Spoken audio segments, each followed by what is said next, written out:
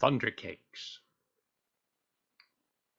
On sultry summer days at my grandma's farm in Michigan, the air gets damp and heavy.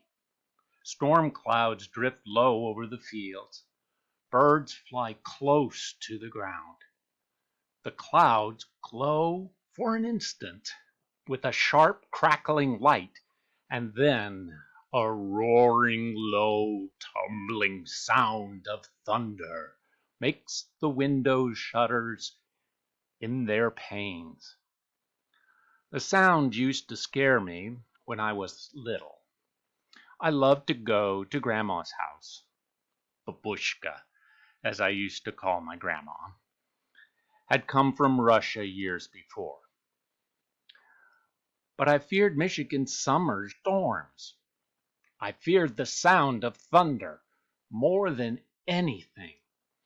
I always hid under the bed when the storm moved near the farmhouse.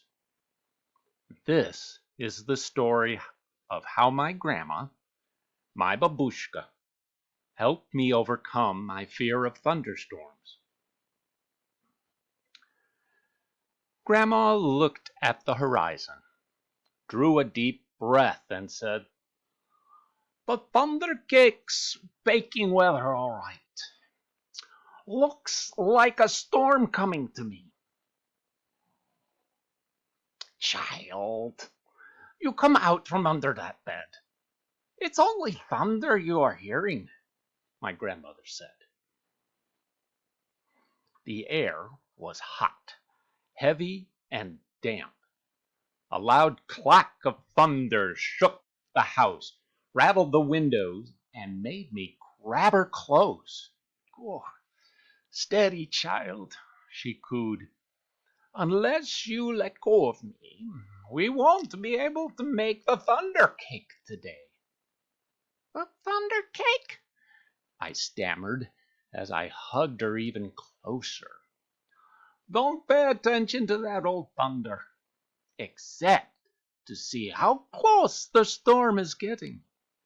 When you see the lightning, start counting real slow, and when you hear the thunder, stop counting. And that number is how many miles away the storm is. Understand?" she asked. "We need to know how far away the storm is, so we have time to make the cake and get it into the oven before the storm comes, or it won't be real thunder cake." And her eyes surveyed the black clouds away off in the distance, and then she strode into the kitchen.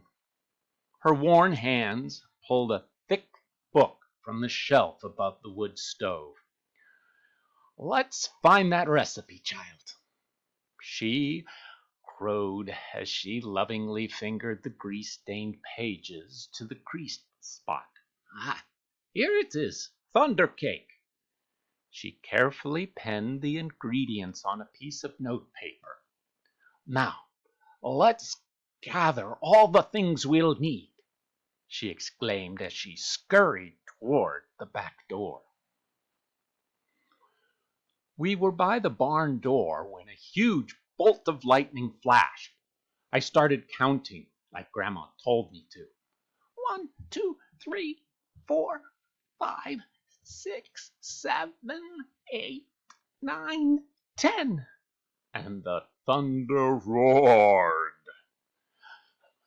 10 miles? It's 10 miles away," Grandma said as she looked at the sky. About an hour, I'd say. You better hurry, child. Gather them eggs careful-like," she said. Eggs from mean old Nellie Peckhen. Ugh, I was scared. I knew she would try to peck me. "I'm here. She won't hurt you. Just get the eggs," Grandma said softly. The lightning flashed again. 1, 2, 3, 4, 5, 6, 7, 8, 9, I counted. 9 miles, Grandma reminded me. Milk was next. Milk from old Kick Cow. As Grandma milked her, Kick Cow turned and looked mean right at me, and I was scared. She looked so big. Zip went the lightning. 1, 2, 3, 4, 5, 6, 7, 8. I counted. Boom went the thunder. 8 miles, child, Grandma croaked. Now we have to get the chocolate, the sugar, the flour from the dry shed. I was scared as we walked down the path from the farmhouse through tangleweed woods to the dry shed. And suddenly lightning slit the sky. 1, 2, 3, 4, 5, 6, 7. I counted. Boom, boom, crashed the thunder. It scared me a lot, but I kept walking with Grandma. Another jagged edge of lightning flashed as I crept into the dry shed. 1, 2, 3, 4, 5, 6. I counted. Boom, kaboom, the thunder bellowed. It was dark, and I was scared. I'm here, child, Grandma said softly from the doorway. Hurry now, we haven't got much time. We've got everything but the secret ingredient. 3 overripe tomatoes and some strawberries, Grandma whispered as she squinted at her list. I climbed up high on the trellis. The ground looked a long way down. I was scared. I'm here, child, she said. Her voice was steady and soft. You won't fall. I reached 3 luscious tomatoes while she picked the strawberries. Lightning again. 1, 2, 3, 4, 5. I counted. Kaboom, kaboom, boom. The thunder growled.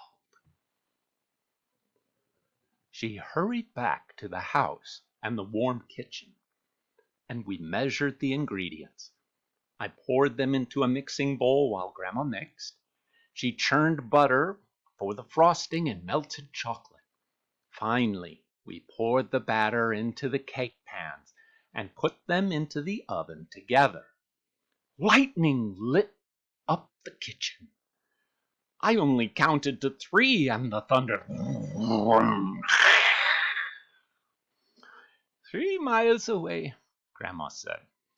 And the cake is in the oven. Ah, we made it. We'll have a real thunder cake. As we waited for the cake, Grandma looked out of the window for a long time. Why, you aren't afraid of the thunder. You're too brave, she said as she looked right at me. I'm not brave, Grandma, I said. I was under the bed, remember? Ah, but you got out from under it, she answered. And you got the eggs from mean old Nellie Peckhen. You got milk from old Kick Cow. You went through tangleweed woods to the dry shed, and you climbed up the trellis in the barnyard. From where I sit, only a very brave person could have done all those things. And I thought and thought as the storm rumbled closer. She was right. I was brave. Brave people can't be afraid of sound, child, she said as we spread out the tablecloth and set the table. When we were done, we hurried into the kitchen to take the cake out of the oven, and after the cake had cooled, we frosted it.